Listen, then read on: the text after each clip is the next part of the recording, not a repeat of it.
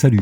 Aujourd'hui, Arturia célèbre les fêtes de fin d'année avec son traditionnel cadeau qui prend la forme du filtre d'un célèbre synthétiseur, le MS-20. Alors le filtre MS-20 est donc largement inspiré du filtre iconique de Korg, mais comme pour tous les produits Arturia, on verra qu'il en cache beaucoup derrière ses potards. Faisons le tour de l'interface et voyons dans le détail les différents contrôles. Tout d'abord, en haut à gauche, on retrouve le menu typique des softs du fabricant de Grenoble, Preset, Sauvegarde, import et export de presets et de banques. On peut redimensionner la fenêtre selon nos besoins.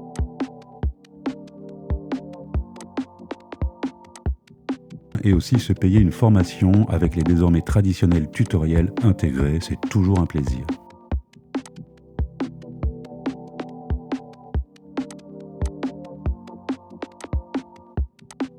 Ensuite, on trouve le manager de présélection. Cliquer ici ouvre donc une fenêtre dédiée aux presets.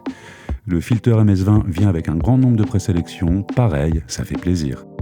Le bouton AB permet de faire de la comparaison A-B et le bouton Advanced ouvre la fenêtre d'édition avancée. En bas de l'interface, on trouve un limiteur de résonance.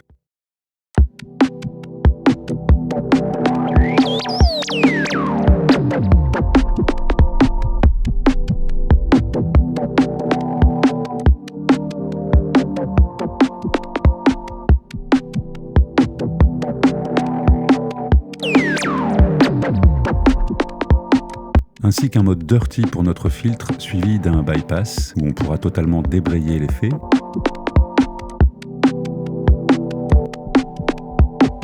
L'historique des actions se trouve ici aussi et enfin la jauge CPU qui sert aussi de bouton panique pour couper le signal en cas de problème. Alors détaillons maintenant l'interface utilisateur du filtre MS-20.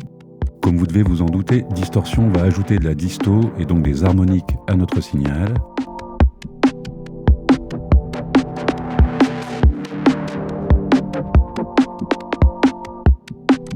Juste dessous, on trouve Low Cut et High Cut.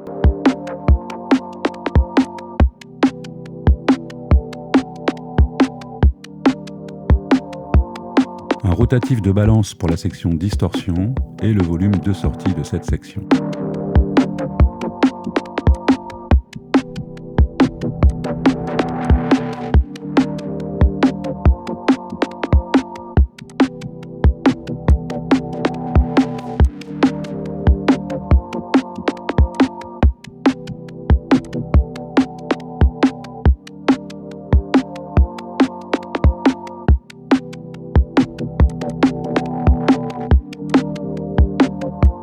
Le bouton avec les doubles flèches nous permet d'inverser les sections distorsion et filtre. Ensuite, la section filtre, composée elle aussi d'un coupe bas et d'un coupe haut, tous les deux résonnants.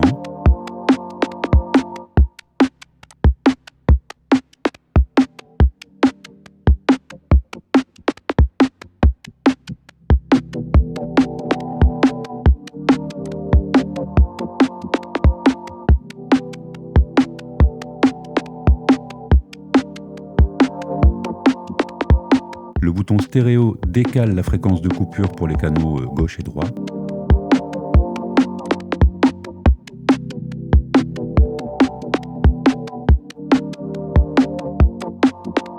Et pour terminer avec l'interface basique, on trouve la section sortie avec un rotatif de mix entre le son en entrée et celui en sortie d'effet.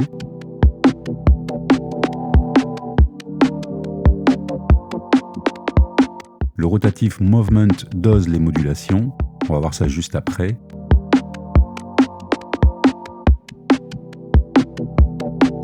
Enfin, FX Level, c'est le volume global de l'effet.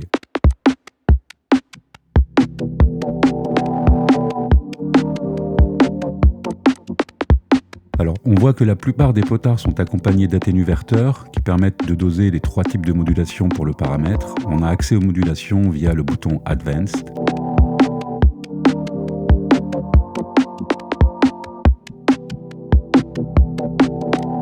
Arturia propose un suiveur d'enveloppe avec sidechain, largement utilisé ici, c'est vraiment top. Le rotatif Sensitivity gère la sensibilité du suiveur. Le menu au-dessous nous permet de sélectionner la source de modulation entre le signal en entrée ou le signal de sidechain. Délai décale le signal en suivant l'horloge ou librement.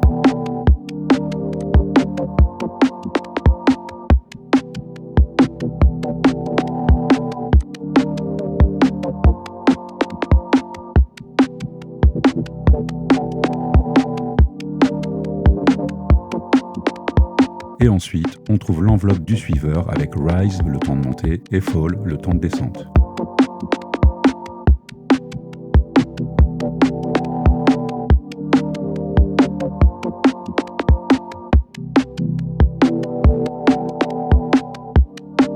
La seconde source de modulation, c'est un séquenceur APA dont on pourra intervenir sur la division temporelle, passer le signal d'unipolaire à bipolaire. Le mode de lecture gauche, droit, gauche et droit ou aléatoire.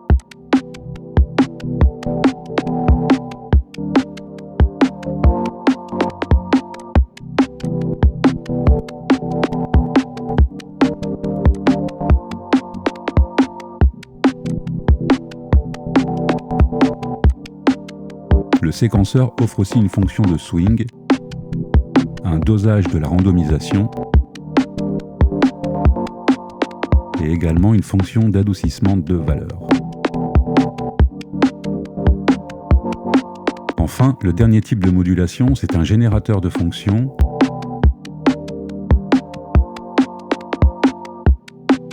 Il pourra tourner librement ou être synchro à l'horloge du projet avec division temporelle.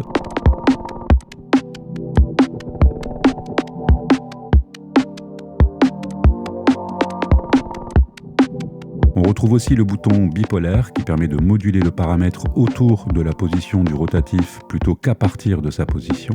Juste au-dessous, on trouve un menu Preset avec des courbes prédessinées pour nous. La fenêtre centrale permet d'éditer la courbe. En conclusion, bien que nous soyons habitués à la surprise de fin d'année de l'éditeur de Grenoble, ce filter MS20, c'est une excellente surprise, bourré d'astuces, pratique et avec la qualité et les possibilités sonores qui font la répute de la marque. Merci Arturia et à bientôt les loulous.